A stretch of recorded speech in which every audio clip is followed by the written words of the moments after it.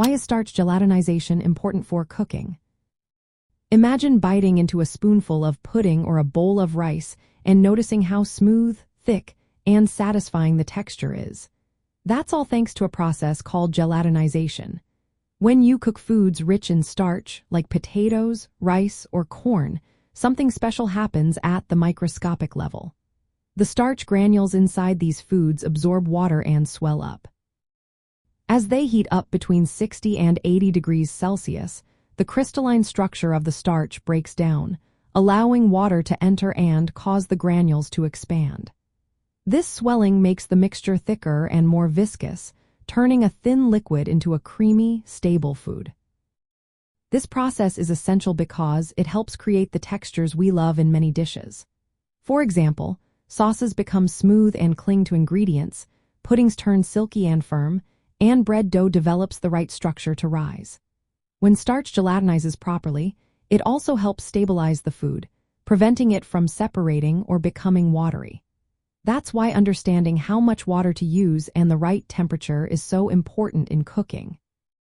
If you don't add enough water or don't heat enough, the starch won't gelatinize, and your dish might be thin or runny. On the other hand, overcooking can break down the starch gel, making sauces or puddings thin and watery again. Different starches behave in unique ways. Flour, for example, gelatinizes at lower temperatures and can withstand longer cooking times, making it great for thickening soups and stews. Potato starch gelatinizes quickly but can break down if cooked too long, which can cause sauces to thin out. Stirring during cooking helps distribute heat evenly and prevents lumps, ensuring a smooth, consistent texture. Resting or cooling, a starch-thickened dish allows the starch molecules to settle and reorganize, making the dish firmer and more stable.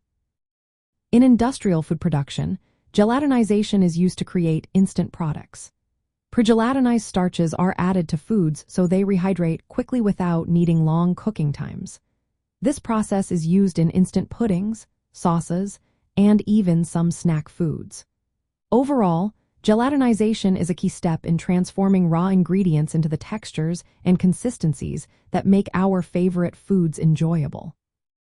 It's a fundamental principle that helps chefs and food scientists control how foods look, feel, and taste, making it an essential part of advanced culinary skills and food science.